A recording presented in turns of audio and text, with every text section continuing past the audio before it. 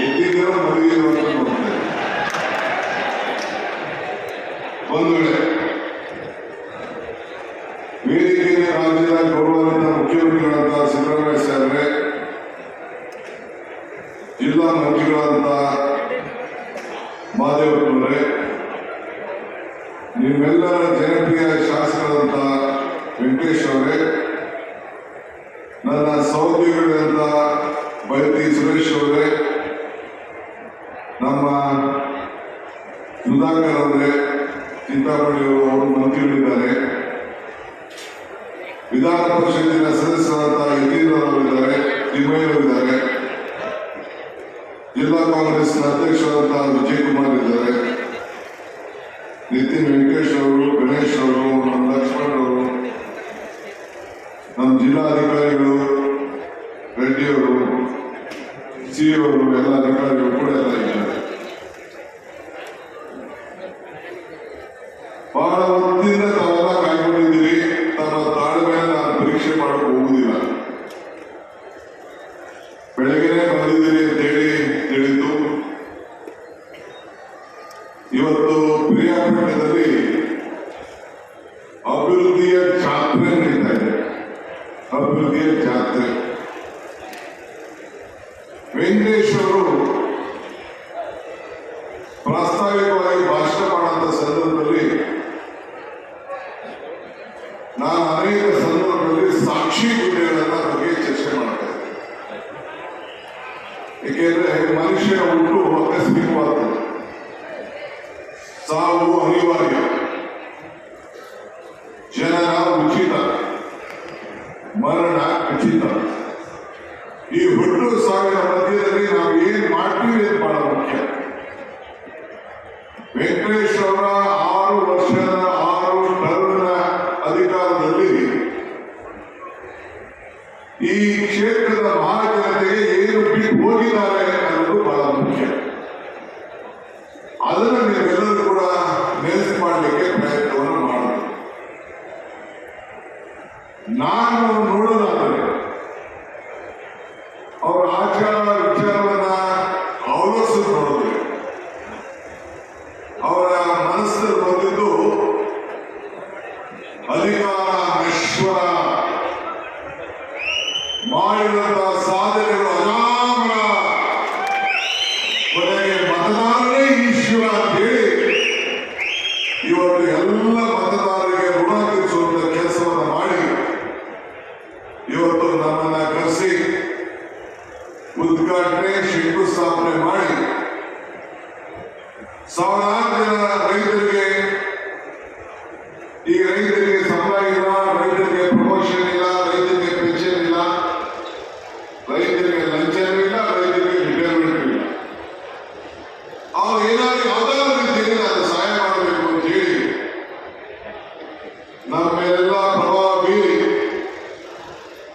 ಇವತ್ತು ಇಷ್ಟು ದೊಡ್ಡ ನಿಮ್ಮ ಬದುಕಿನ ಕಲ್ಯಾಣ ಕಾರ್ಯಕ್ರಮವನ್ನು ಮಾಡಿ ಈ ಜ್ಯೋತಿಯನ್ನ ಬೆಳೆಸಿದ್ದಾರೆ. ಅವರಿಗೆ ಭಕ್ತಿ, ಅವರು ನನ್ನ ಭಕ್ತಿಯೇ ನನ್ನ ಜಾತಿ, ನನ್ನ ಕರ್ಮವೇ ನನ್ನ ಧರ್ಮ ಎಂದು ರವಿದಾಸರು ಹೇಳಿದ ಮಾತನ್ನ ಇವತ್ತು ಅವರು ಉಳಿಸಿಕೊಂಡು ಎಲ್ಲ ವರ್ಗದ ಜನರಿಗೆ ಇವತ್ತು ಸಹಾಯ ಮಾಡುವಂತ ಕಾರ್ಯಕ್ರಮವನ್ನು ಇವತ್ತು ಮಾಡಿದ್ದಾರೆ. ಈ ಸಮಾವೇಶದಲ್ಲಿ ಬಾಬಾ ಸಾಹೇಬ್ ಅಂಬೇಡ್ಕರ್ ಮತ್ತು ಜಗಜೀವನ್ ರಾಮ್ನವರು ಕೂಡ ಸ್ಮರಿಸಿಕೊಂಡು ಅವರು ಕೊಟ್ಟಂತಹ ಸಂವಿಧಾನವನ್ನು ನಾವು ಯಾವ ರೀತಿ ರಕ್ಷಣೆ ಮಾಡಿಕೊಂಡು ಜನರಿಗೆ ಯಾವ ರೀತಿಯ ಸಂವಿಧಾನ ಬದುಕಿನಲ್ಲಿ ಉಳಿಸ್ಕೊಂಡು ನಾವೆಲ್ಲ ಮಾನವೀಯತೆಯಿಂದ ಬೆರಿಬೇಕು ಅನ್ನೋದನ್ನು ಕೂಡ ಇವತ್ತು ಮಾದೇವಪ್ಪನವರಿಗೆ ಕೆಲವು ವಿಚಾರಗಳನ್ನ ಹಂಚಿದ್ದಾರೆ. ಇವತ್ತು ನಮ್ಮ ಬಾಬು ಜಗಜೀವನ್ ರಾಮ್ ಈ ದೇಶದ ಕೃಷಿಗೆ ಬಹುಶಃ 34-35 ವರ್ಷಗಳ ಕಾಲ ಮಂತ್ರಿಯಾಗಿದ್ದರು. ಕೇಂದ್ರದಲ್ಲಿ ಆಡುಮುಟ್ಟದ ಸೊಪ್ಪಿಲ್ಲ ಅಂತ ಏನು ನಮ್ಮ ಹಳ್ಳಿಗಳಲ್ಲಿ ಒಂದು ಮಾತಿದೆ. ಹಂಗೆ ಅವರು ಯಾವುದೇ ಇಲಾಖೆಯನ್ನು ಕೂಡ ಆಡಳಿತದಲ್ಲಿ ಇಲ್ಲೋದಿಲ್ಲ.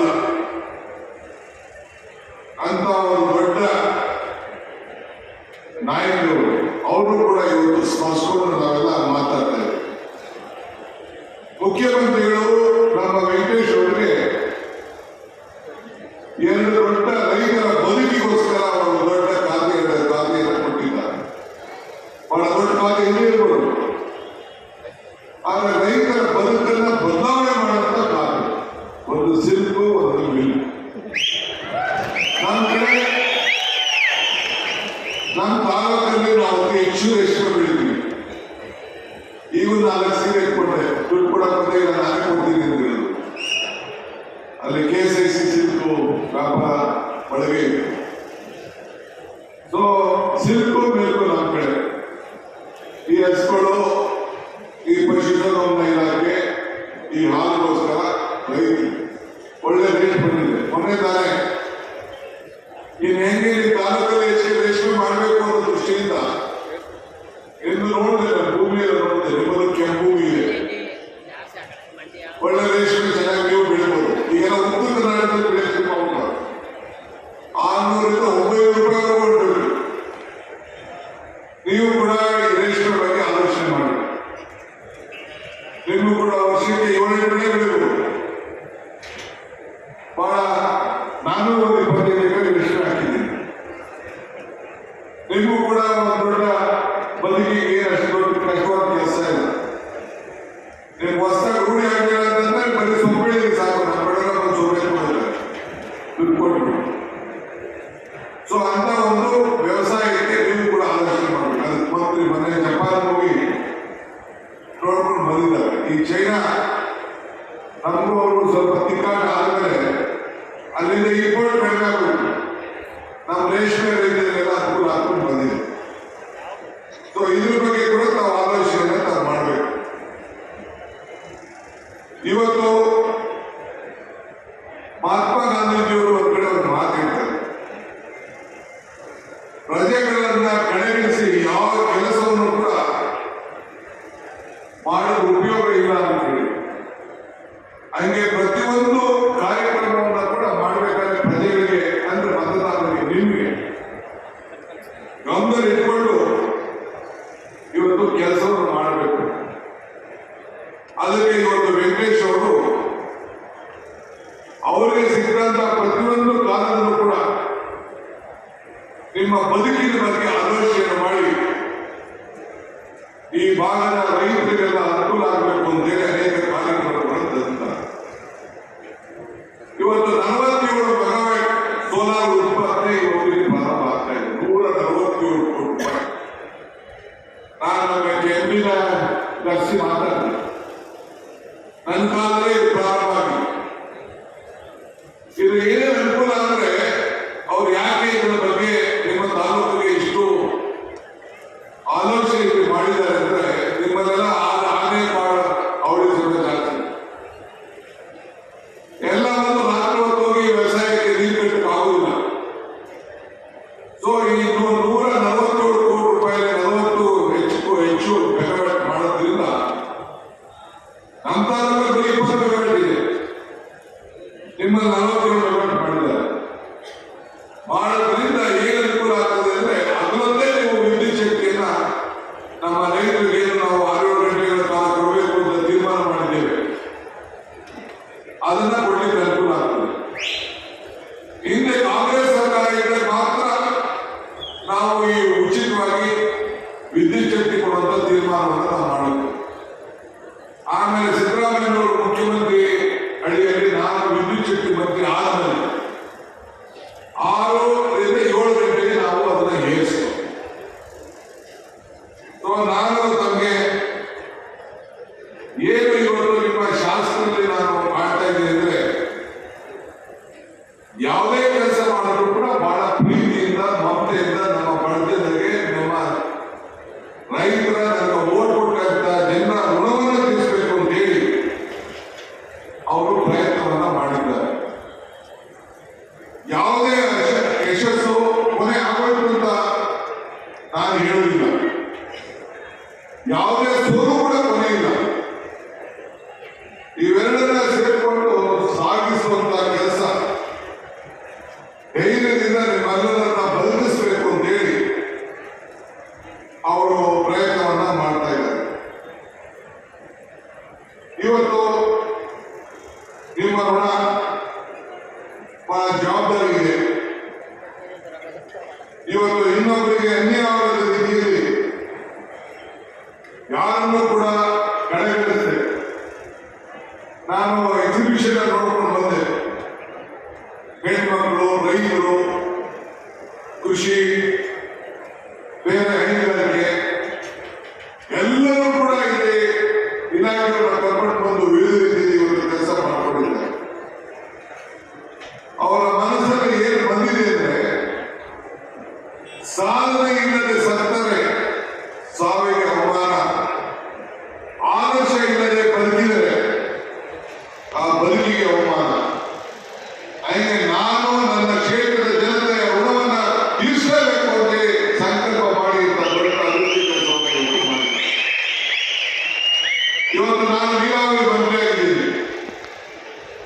ಹಿಂದೆ ಅವರು 300 ಕೋಟಿ ರೂಪಾಯಿ ವೆಚ್ಚದ 150 ಕೆರೆಗಳಿಗೆ ನೀರು ತುಂಬಿಸುವಂತ ಕೆಲಸವನ್ನು ಮಾಡಿದ್ರು. ಈಗ ಮತ್ತೆ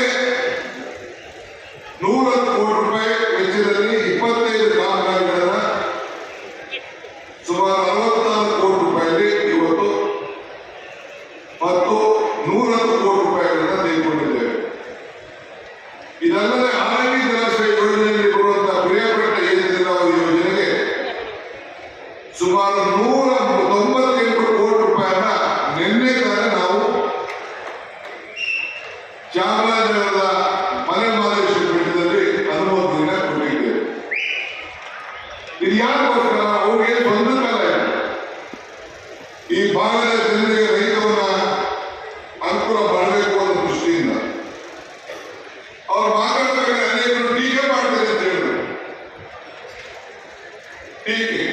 ಟೀಕೆಗಳು ಇರಬೇಕು, ಅವರೆಲ್ಲ ಇದ್ರು ಮಾತ್ರ ನಮಗೂ ಕೂಡ ಶಕ್ತಿ ಬರಲಿಕ್ಕೆ ಸಾಧ್ಯ. ಟೀಕೆ ಮಾಡೋಣ ಅಂತ ಹೇಳಬಾರ್ದು. ಅವ್ರು ಟೀಕೆ ಮಾಡಿದ್ರೆ ನಾವು ಸರಿಯಾದ ದಾರಿ ಹೋಗ್ತಾ ಇರ್ತೀವಿ. ನಾನು ಟೀಕೆ ಮಾಡೋದನ್ನು ಸ್ವಾಗತ ಮಾಡ್ತೀನಿ. ಯಾಕೆಂದ್ರೆ ಟೀಕೆಗಳು ಸಾಯ್ತವೆ, ನಮ್ಮ ಕೆಲಸಗಳು ಉಳಿತವೆ. ಈಗ ಬಿಜೆಪಿ ಜನತಾದಳ ಮಾರುಕಟ್ಟೆ ಟೀಕೆಗಳೆಲ್ಲ ಸತ್ತೋಯ್ತು. ಆದ್ರೆ ಇವತ್ತೇನು ಕಾರ್ಯಕ್ರಮಗಳನ್ನು ನಾವು ಇಲ್ಲಿ ಮಾಡ್ತಾ ಇದ್ದೀವಿ ಅದು ಶಾಶ್ವತವಾಗಿ ಉಳಿತದೆ ಅನ್ನೋದನ್ನ ಈ ಸಂದರ್ಭದಲ್ಲಿ ಹೇಳಿಕೆ ನಾನು ಬಯಸ್ತಾ ಇದ್ದೀನಿ. ಇದೊಂದು ಇತಿಹಾಸ ಮತ್ತವರು ಮತ್ತೆ ಇತಿಹಾಸವನ್ನು ಸೃಷ್ಟಿ ಮಾಡಲಿಕ್ಕೆ ಸಾಧ್ಯ ಇಲ್ಲ. ಆದ್ರಿಂದ ಒಬ್ಬ ವ್ಯಕ್ತಿ ಹುಟ್ಟಿದ ತಕ್ಷಣ ದೊಡ್ಡವನಾಗಲಿಕ್ಕೆ ಸಾಧ್ಯ ಇಲ್ಲ. ಅವನ ಗುಣ, ಅವನ ಕೆಲಸ, ಅವನು ಮಾಡಿದಂತ ಸೇವೆಯಿಂದ ಅವನ ದೊಡ್ಡದಾಗಿ ಮಾಡ್ತದೆ. ಅದಕ್ಕೆ ನೀವು ಈ ಜಿಲ್ಲೆಯಲ್ಲಿ ವೆಂಕಟೇಶ್ ಮತ್ತು ಎಲ್ಲರೂ ಕೂಡ ಈ ರಾಜ್ಯದಲ್ಲಿ 136 ಸೀಟನ್ನ ನನ್ನ ಅಧ್ಯಕ್ಷತೆಯಲ್ಲಿ ಸಿದ್ದರಾಮಯ್ಯ ಮುಖಂಡರಲ್ಲಿ ಕೊಟ್ಟು ಈ ರಾಜ್ಯದ ಸೇವೆಯನ್ನು ಮಾಡಲಿಕ್ಕೆ ಅವಕಾಶ ಮಾಡಿಕೊಟ್ಟಿದ್ದೀರಿ. ನಿಮ್ಮೆಲ್ಲರೂ ಕೂಡ 1 ಕೋಟಿ ಸಹಕಾರ ಈ 136 ಸೀಟ್ ಕೊಟ್ಟಿದ್ರಿಂದ ಎಷ್ಟು ಶಕ್ತಿ ನಿಮಗೆ ಬಂತು. ಬೆಲೆ ಏರಿಕೆಯಿಂದ ತತ್ತರಿಸ್ತಾ ಇದ್ದಾರೆ ನಮ್ಮ ಜನ. ಪಾಪ ನೀವೆಲ್ಲ ಹೆಣ್ಣುಮಕ್ಕಳೆಲ್ಲ ಕೂತಿದ್ದೀರಿ. ನಿಮ್ಮೆಲ್ಲರೂ ಉಚಿತವಾಗಿ ಕರೆಂಟ್ 200 ಕೊಡ್ತಾ ಇದೀವಲ್ಲೋ? ಕೊಡ್ತಾ ಇಲ್ಲ, ಕೈ ತಿನ್ನೋಣ. ಎಲ್ಲ ನಿಮ್ಮ ಧರ್ಮಪತಿ ಮನೆ ಯಜಮಾನರಿಗೆ 2,000 ರೂಪಾಯಿ ಕೊಡ್ತಾ ಇದೀವಲ್ಲೋ? ನಿಮ್ಗಲ್ಲ, ಹೆಂಗಸಿದೆ. ನಿಮ್ ಕೊಟ್ಟರೆ ವೈಶಾಖ ಕೊಟ್ಟಿದ್ದೀವಿ. ನಾವು ಅದಕ್ಕೆ ಹೆಂಗಸರು ಕೊಡ್ತಾ ಇದ್ದೀವಿ. ಯಾರು ಮನೆ ಸಿಗ್ತಾ ಇದೆ ಕೈ ತಿನ್ನೋಣ.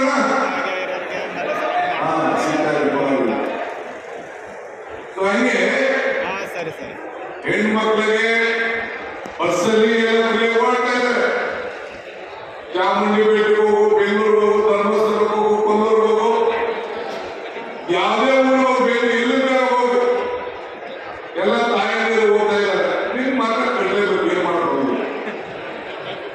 ಹಾಗಂತ ನೀವು ಜೊತೆ ಹೋಗಿ ಅರ್ಧಾಚಾರ ಇರ್ತದೆ. ಇಂಥ ಕಾರ್ಯಕ್ರಮ ಜನತಾದಳದವರು ಮಾಡಿದ್ರ ಯಡಿಯೂರಪ್ಪ